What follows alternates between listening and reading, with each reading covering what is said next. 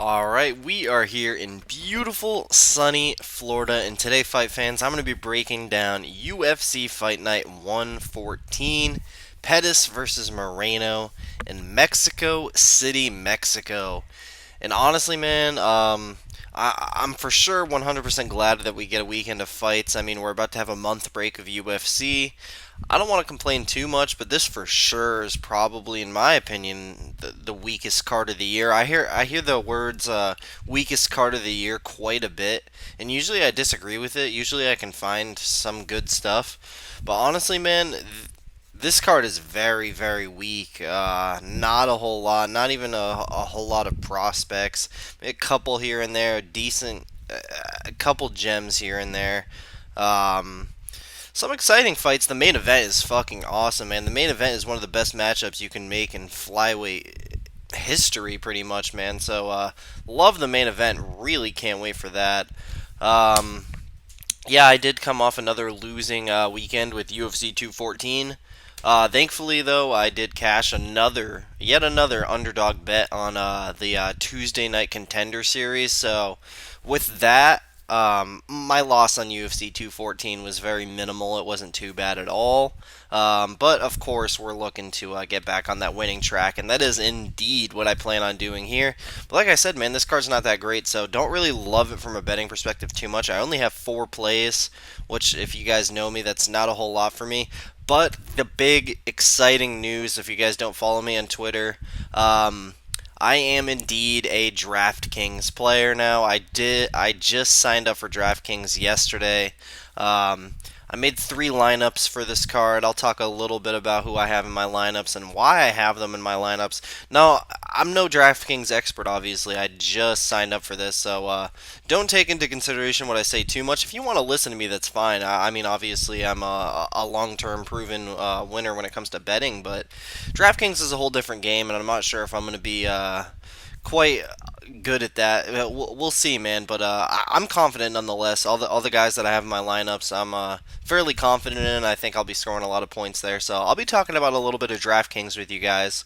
And if you're a longtime DraftKings player, man, I'd love for you to hit me up on Twitter and we can talk some DraftKings because I want as much knowledge as possible to be good at this. It really it intrigues me a lot. Like looking around on the app, it's just it's real cool, man. I like the idea of DraftKings a lot.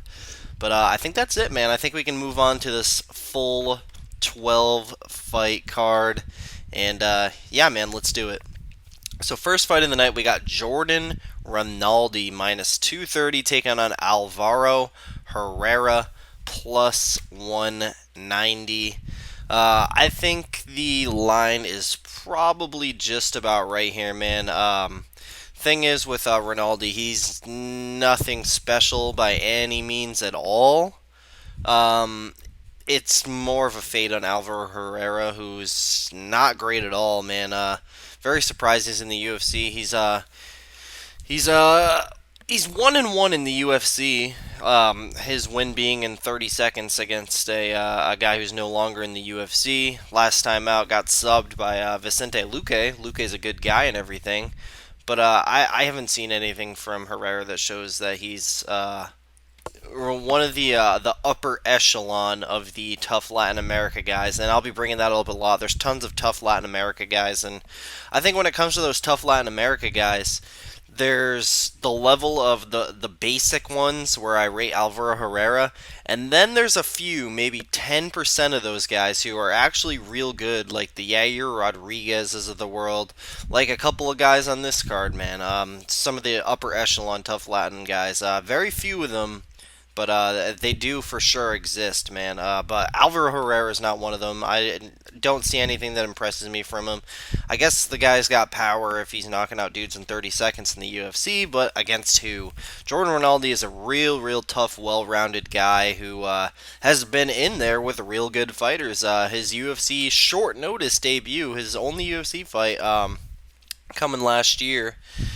Man, that was against Abel Trujillo, who's a real tough out for anybody, man. Abel Trujillo is a very tough fight. Ronaldo's been in there with guys like Brian Ortega, James Muntasiri, Joe Proctor. Dennis Bermudez. He's been in there with real good guys, man. And I think Jordan Ronaldi can pretty much. I wouldn't be surprised if he just overwhelmed Herrera and just put him away real early. I wouldn't be surprised if he used a real wrestling-based game plan, land tons of takedowns, grind the dude out, probably get a sub. Honestly, um, I like Jordan Ronaldi quite a bit here, honestly. But when it comes to a betting perspective, I'm not looking to parlay him up at minus 230. But I do have him in one DraftKings lineup out of the three lineups I made. I do have him in one of those lineups. Basically, I feel like he'll more than likely get a finish first or second round, it being possibly a knockout, but more than likely a submission. If not, I feel like he can land tons of takedowns and grind Herrera out over the course of three rounds. So I feel like Jordan Ronaldi would be able to score a decent amount of points in DraftKings. We'll see how that goes. But my official prediction, I'm going to say Jordan Ronaldi via second round submission. So moving on here, man, we got Joseph Morales plus 110 taking on Roberto Sanchez minus 130. Now, I didn't do the most tape study in the world in this fight, to be completely honest with you. Although I am aware of both these guys, and I think both of these guys have high ceilings. But I do favor Roberto Sanchez just because I feel like he's further progressed in his career. Joseph Morales, obviously a very talented guy, fights out of Team Alpha Male. You know he's improving every day. But the kid's 21, 22 years old. He's still very green. Gives his opponents lots of opportunities at capitalizing on him when it matters. And Roberto Sanchez, real tough guy. He's been in there with good guys. He's been champion at great organizations. Real well-rounded dude too. I like Roberto Sanchez a bit. He was the LFA champion, but yeah, I like Roberto Sanchez here. Both guys are undefeated. I just feel like Roberto is it's just a case of he's more progressed in his career. He's been in. Morales has one more fight than Sanchez, but Sanchez is further along in his career. He's less green. Joseph Morales, he's got a bit more to work on. If I'm expressing myself the right way there, but yeah, I like Roberto Sanchez. I'll give Morales the benefit of the doubt and says he lasts three rounds. I'll go Roberto Sanchez via a 29-28 decision. Now moving on here, man, and that I'm just passing from that fight altogether from a betting and DraftKings perspective. Moving on here, we got Jose Quinones minus 255 taking on Diego Rivas plus 215. Man, the last time we saw Diego Rivas, man, he got that insane flying knee knockout over Nawad Lahat, setting him over to Bellator with that flying knee knockout, and we haven't seen Diego Rivas since, and it's been a real long time, man. If you want a time perspective on how long it's been since his last fight where he got that knockout, it was the night where Stephen Wonderboy Thompson knocked out Johnny Hendricks, man. Very long time ago. I guess the dude's been nursing injuries, taking time off, is what it is, man. But there more than likely is going to be some ring rust in there, and even if not, man, I think Jose Quinones is the much more technical, better fighter than Diego Rivas. If you look at Diego Rivas' career, other than that one moment of the flying knee knockout against Nawad Lahat, this dude really has not impressed at all, honestly. I know he's undefeated 7-0, but he did on the Ultimate Fighter, he did get his ass whooped by Gabriel Benitez, and Gabriel Benitez is a good guy. He's one of those upper echelon tough Latin guys that I was talking about. But the thing is, I'm starting to feel like Jose Quinones is one of those upper echelon tough Latin guys, and I didn't feel that way at first, but he proved me very wrong in his last fight against Joey Gomez. I was actually fairly confident in Joey Gomez there, and Jose Quinones showed all kinds of new tricks in his game. The dude's improving very fastly, and I always say I always look for improving fighters, and Quinones could be something in that 135-pound division. The dude impresses me a lot, and I'm going to go with him here. I think he can actually finish Diego Rivas. I'm going to go with Jose Quinones via a second-round submission. Now, obviously, I don't really want to parlay him at a minus 255. The thing is, MMA Oddsbreaker, the article, they opened Quinones at plus 100. That had me just deathly intrigued. And it never opened at plus 100. It opened up on the site at minus 175, and even then, I debated the minus 175, but I ultimately passed, just because I feel like there's better opportunity on the card, and I don't know. I just wanted to stay away from it, but I'm fairly confident in Quinones, and I do have him. I want to say I have him in either one or two DraftKings lineups. Just one. Yeah, I got Quinones in one DraftKings lineup there. So, yeah, man, I'm fairly confident in Quinones. I feel like it can get a finish here. So, second round sub is my pick. Moving on here, we got Yaya minus 230 taking on Henry Briones plus 190. So money has come in on Yaya, man. Last I checked, he was like minus 160. But yeah, man. I think Dan Levy said it best on Half the Battle. Um, if this fight was taking place in anywhere other than altitude, Hanayaya wouldn't be a minus 230. He would be a minus 330. Just because of the fact that the guy pretty much gasses out every single fight. And here in elevation, in Mexico City, that's not going to be good for the guy. But realistically speaking, he's the much more skilled martial artist than Henry Briones. I see Hanayaya most likely being able to take Briones down and being able to really control him on the ground, dominate him there, possibly pick up a submission.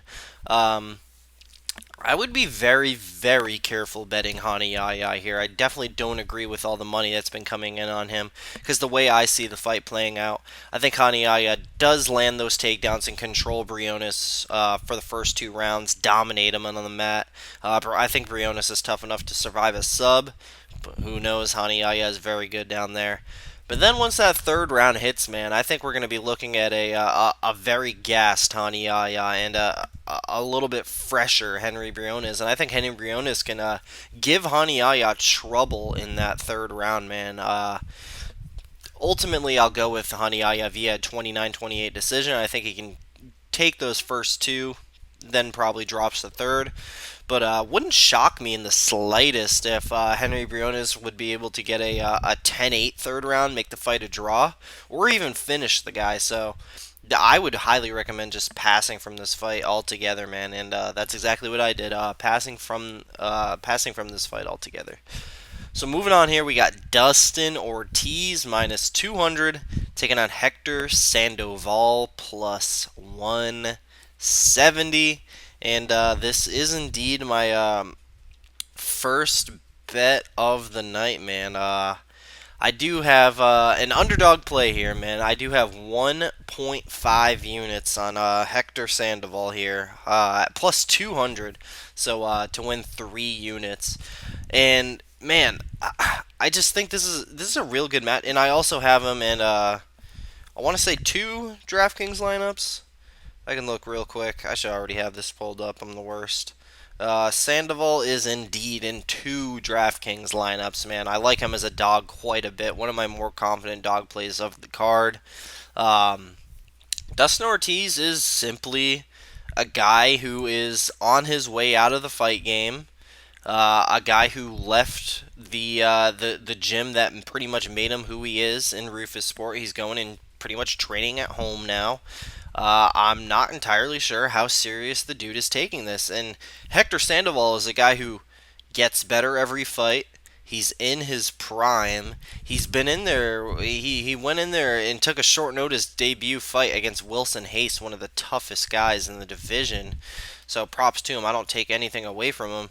But he's come back with some real impressive performances since then, man. And training at Team Alpha Male, I think the dude's legit, man, and I think he can score tons of points for DraftKings, and ultimately I do think he wins the fight. So I love a dog bet on him here. I think basically he's got a couple ways he can win. He's got a few ways he can win this, man. Honestly, I think Ortiz is outgunned on the feet here, man. Hector Sandoval, real stocky short dude with tons of power.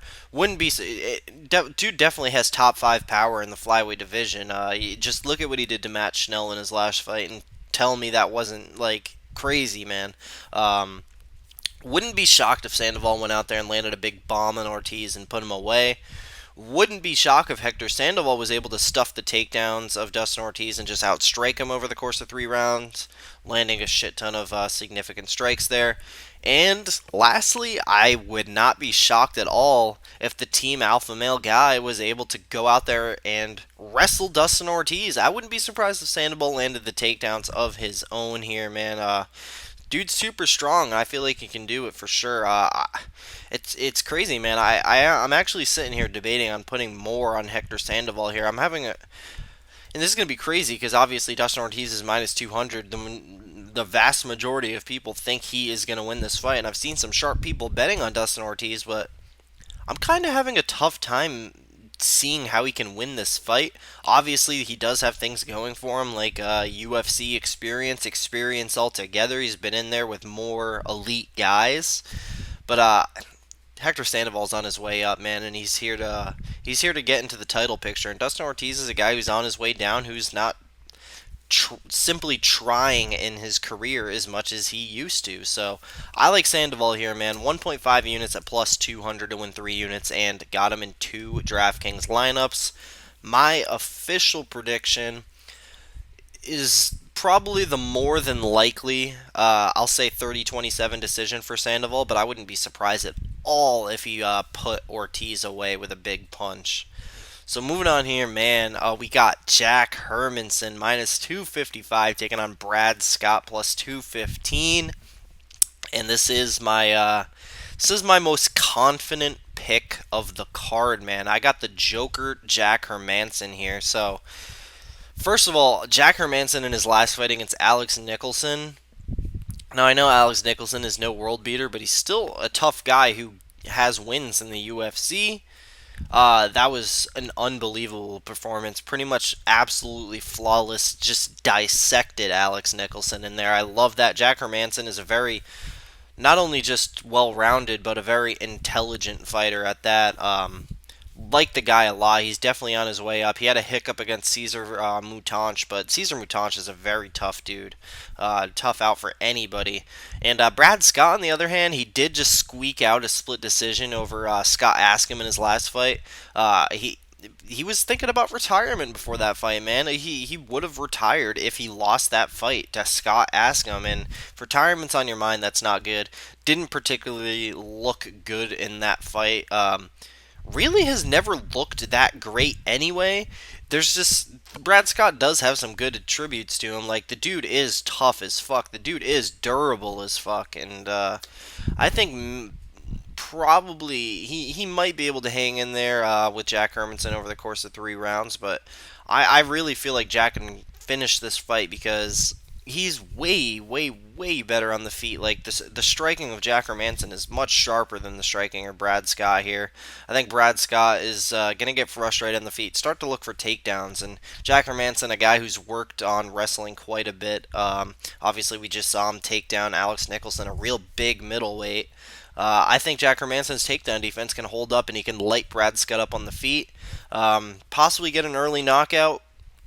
Possibly outstrike him over the course of 3 rounds, land a bunch of significant strikes, rack up those points for DraftKings, because I do have him in all 3 of my DraftKings lineups. I got Jack Hermanson, my most confident pick, got him in all of my DraftKings lineups, and I do have 2 units on him with a parlay later, or with a prop later in the card, and a 2-legger parlay. So love Jack Hermanson, most confident pick of the card. He outstrikes Brad Scott easily here.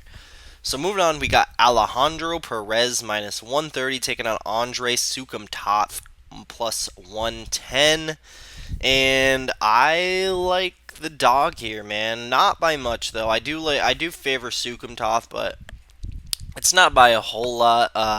Alejandro Perez, credit to him, he's only lost 1 fight in the UFC, I believe, and that was to Patrick Williams, who It's Patrick Williams. Patrick Williams is a gigantic jobber, but if Patrick Williams was gonna win that fight, he did it in the time frame he needed to do it in because he gasses out in 2 minutes. So he did beat Alejandro Perez in 20 seconds there.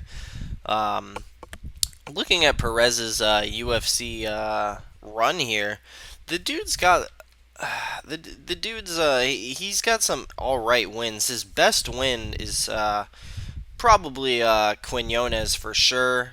Other than Quinones, he beat a very old, on his way out, just completely shot Scott Jorgensen, who he couldn't even finish. Scott Jorgensen was on one leg there. And then Ian Entwistle. He beats Ian Entwistle. Anybody with leg lock defense can beat Ian Entwistle. So but and this was and I mentioned the Quinones win, which was 3 years ago. This is a completely different Quinones. That Quinones was a very green one who wasn't that good, and you know Alejandro could have improved since then, but I haven't seen it. I haven't seen the level of improvement from Perez that I have in Quinones. I think that.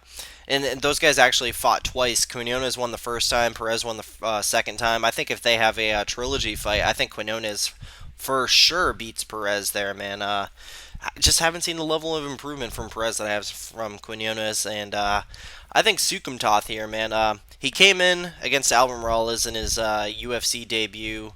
Close split decision type fight, but that was his UFC debut. I don't think that was the best Andre Sukum Toth there is. So man, I think basically he's a real technical, real good striker, and I think he basically can just outstrike Perez here over the course of 3 rounds in a fight that I think is going to stay on the feet. The better striker is going to win. So I got Andre Sukumtoth here via a 29-28 decision, I'll say. I'll give Alejandro 1 round here. But I got Sukumtoth here, man. I do have the dog, but no plays. No DraftKings, none. Or no, I do have Sukum Toth in one DraftKings lineup just because I needed to fill one more spot and an underdog spot, and I thought I'd throw him in there. So I got Sukum Toth in one DraftKings lineup, but at plus 110, it's not quite enough for me. If it gets to plus 120, I'll pull the trigger. I'll hold that to you guys. If it hits plus 120, I'll be making a bet there, but nothing for now. But Sukum Toth decision is my official pick. Moving on here, we got Sam Alvi minus 130 taking on Rashad Evans plus 110. Man, this is and this is no secret. Everybody knows this. This has the recipe to be the most boring UFC fight of all time.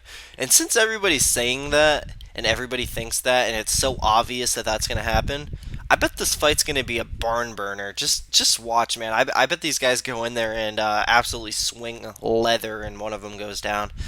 No, I'm just kidding. I think these guys for sure go to a extremely boring decision because Sam Alvey does not like to throw at all, and Rashad Evans later in his career is just super shot and gun shy and doesn't like to throw at all either. Now that all being said, I have bet on Sam Alvey in the past before. I've bet on him against guys like Rashad Evans that are late in their career shot, in my opinion. Like I cashed on Sam Alvey against Nate Marquardt, but I don't think I can quite pull the trigger on Sam Alvey here against Rashad Evans. Something's telling me to stay away here, man. I think Rashad Evans.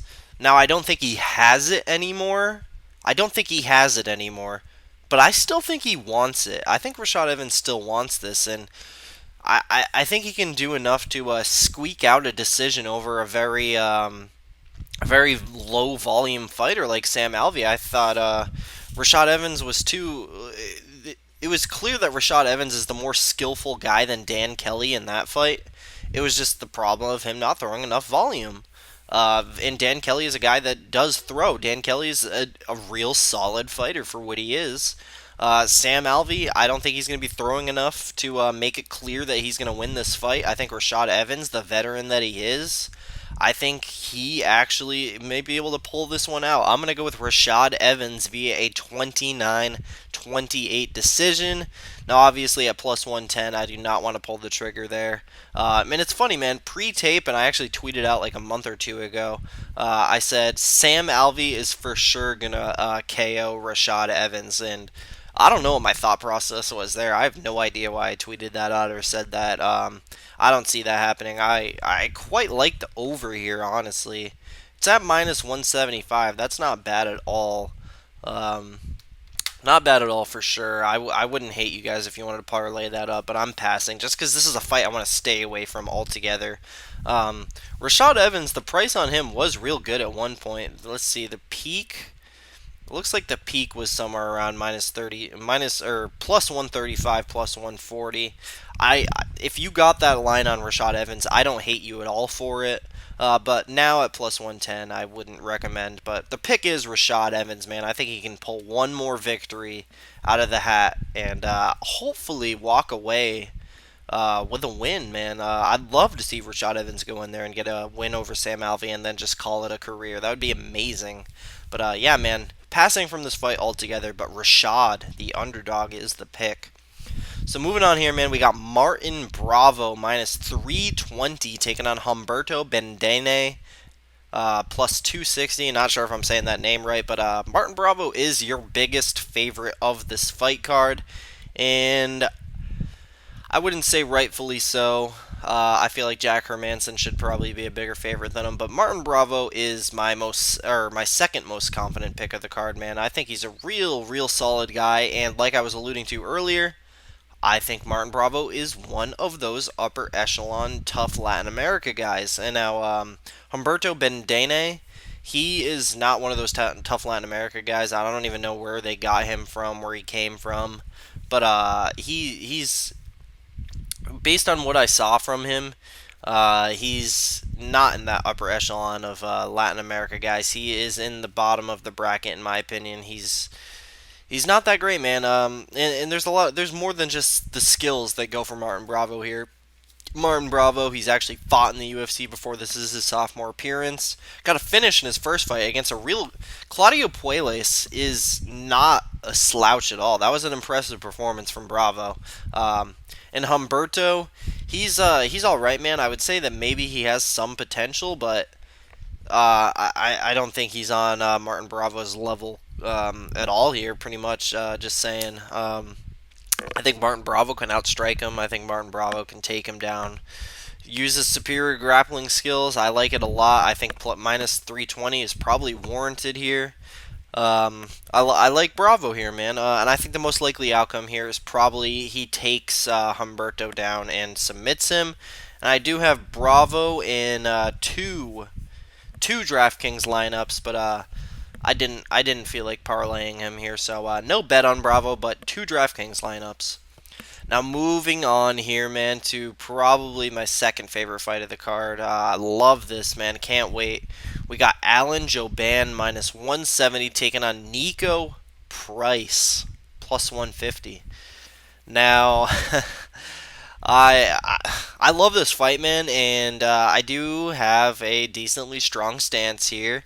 I like the underdog once again. I am going with Nico Price here, and I do have 2 units on Nico Price at plus 145 to win 2.9 units, and I do have Nico Price in 2 DraftKings lineups.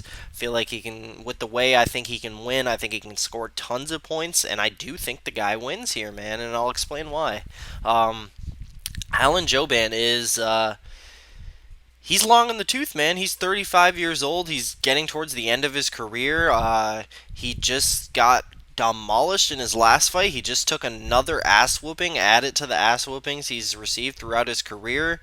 He's busy with his modeling career. I don't shit talk the modeling career. I don't shit talk. If you're a good looking guy and you want to make some extra money and be a model, that's awesome. Good for you, man. But that takes time. That takes away gym time. That's distractions, and Nico Price strikes me as a guy with no distractions. This is his life, man. And not only that, the dude's 27. The dude's improving every single fight. 2-0 in the UFC thus far, and he's been getting it better every fight. I expect to see an even better Nico Price here. First fight goes out, finishes Brandon Thatch in the first round, exactly what he was supposed to do. I know people will say that was Brandon Thatch, man. Brandon Thatch he's a joke, he's a fraud. Well, Nico Price, even if Brandon Thatch is that, which yeah he is, he doesn't have wrestling or takedown defense. Nico Price still did exactly what he had to do on a short notice debut. Second fight, Alex Moreno has kind of a tough round, comes back in the second round, knocks him out. Another up and coming guy. Alex Moreno was no slouch at all, man. I know a lot of people say, oh, Alex Moreno, he went to a split decision with Kyle Noak. That was Moreno's UFC debut, man. You got to give him a little bit of a break there. He's looked a lot better since then.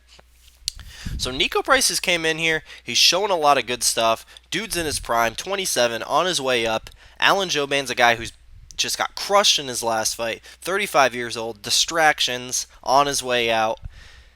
And the guy in his prime is plus 150, man. It's quite surprising to me. And the realistic path of victory for Nico Price, in my opinion, I think Nico Price can absolutely starch Alan Joban, who it's not even a question. It's a fact that Alan Joban is quite the chinny guy and gets dropped quite a bit. Not just dropped by good fighters like Gunnar Nelson and Albert Tumanov.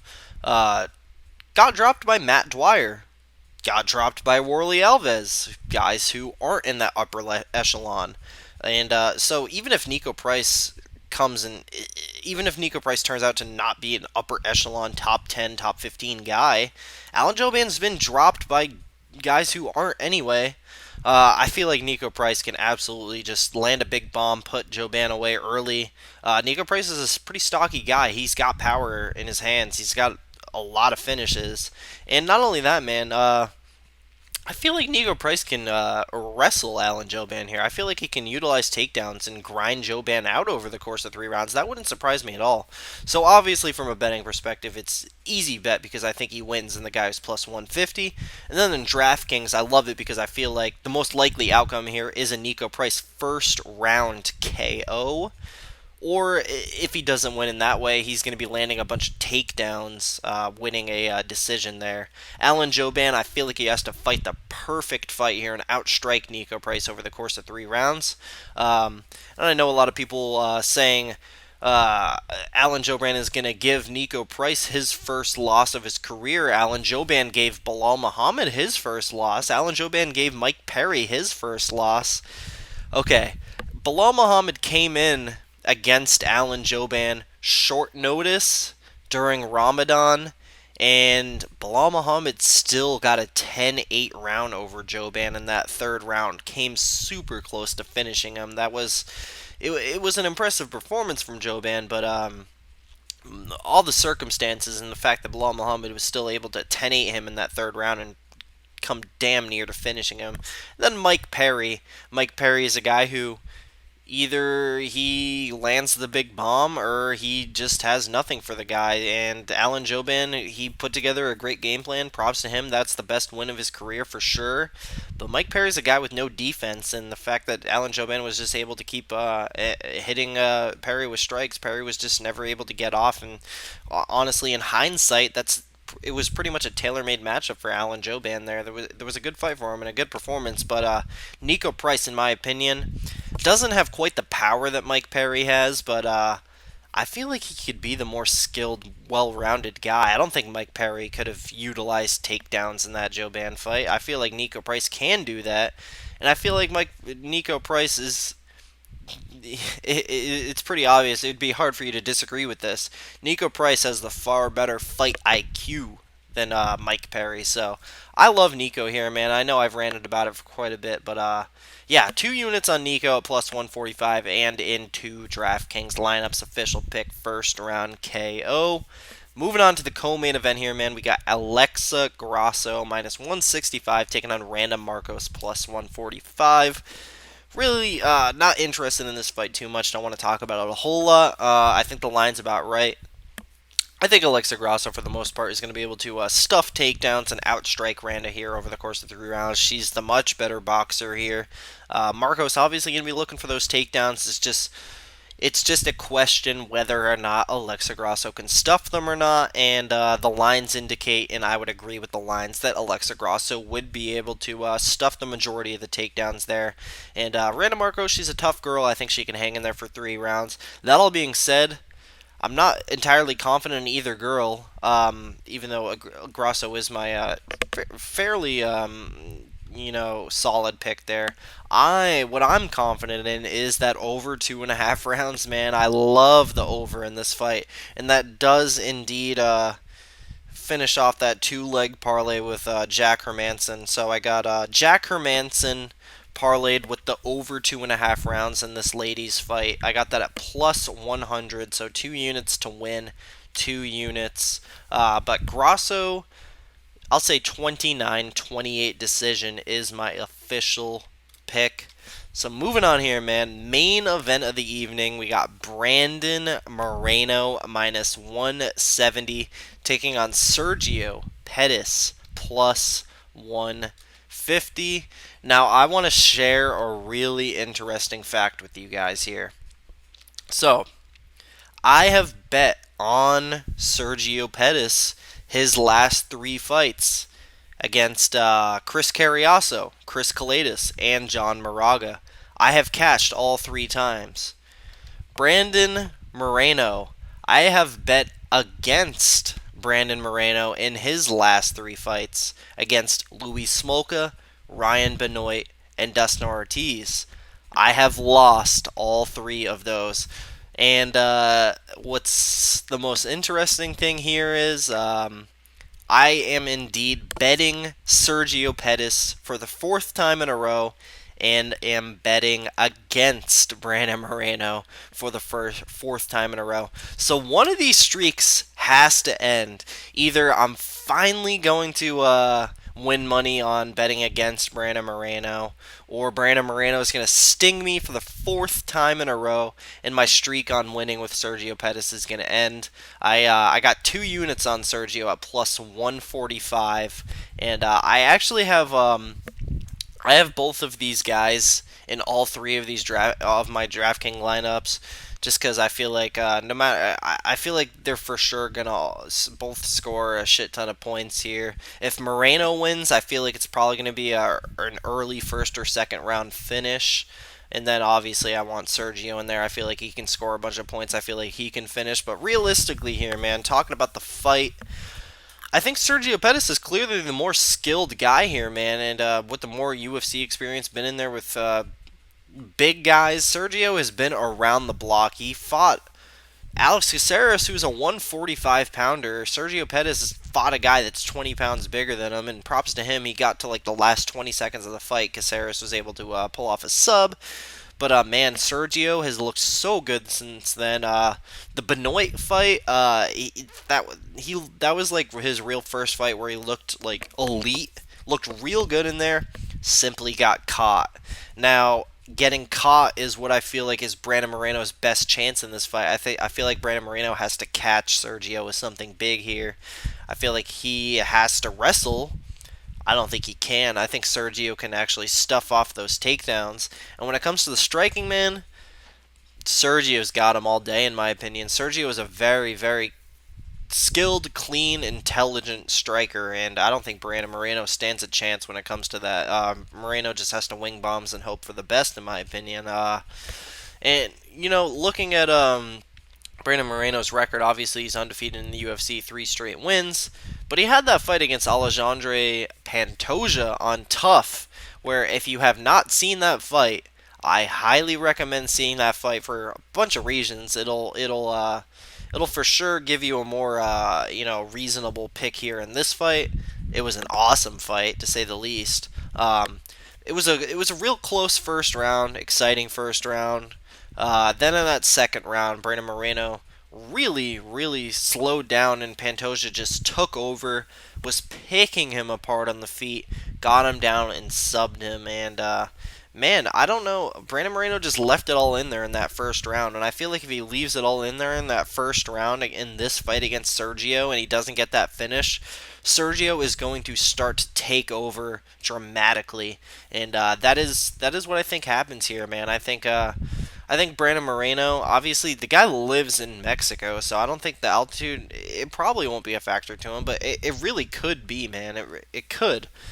Especially with the way he fights. I feel like if he leaves it all in there in the first round like he did against Pantoja, he'll start to gas out. Even if not, I feel like Sergio has the better cardio anyway. Even if Moreno fights smart, I feel like Moreno will start to slow down before Sergio anyway. That all being said, I have Sergio via a third round TKO. I do think Sergio picks up his first UFC finish here. A decision obviously wouldn't shock me because that's what he's been doing, and Moreno is a tough dude. But I think Sergio has him outgunned here, man. I think he beats him on the feet. I think he can stuff takedowns, and I think he can avoid a bomb. That's all he really needs to do is avoid bombs and stuff takedowns. And I think Sergio is more than capable. He's finally in the prime of his career. Dude's super young. Like I said, he's been in there against very tough opponents. He's learned a lot. I think Brandon Moreno needs to take that first UFC loss, and I think it's coming this Saturday, man. So I got Sergio 2 units plus 145, and then I got both of these guys in all three of my DraftKings lineups, man. So that's gonna do it for me, guys. This was a pretty long breakdown. I wasn't expecting it to be this long, especially since I don't think this card's that all that great. But yeah, man, that's gonna do it for me, guys. Thank you so much for watching. Comment below, tell me who you're betting on this week, and tell me who you got in your DraftKings lineups. And hit me up on Twitter if you're a DraftKings player. I want to learn. I want to talk DraftKings with people. Like the video, takes 2 seconds. Subscribe. All kinds of awesome shit coming to the channel. I know I say that all the time. And obviously, I just brought DraftKings to you guys today, and I know a lot of you guys play DraftKings, so I hope you guys like that I'm in that game now. Obviously, follow me on Twitter, MMAKelton, and that's about it, guys. I'm about to get out of here. Enjoy these fights this weekend.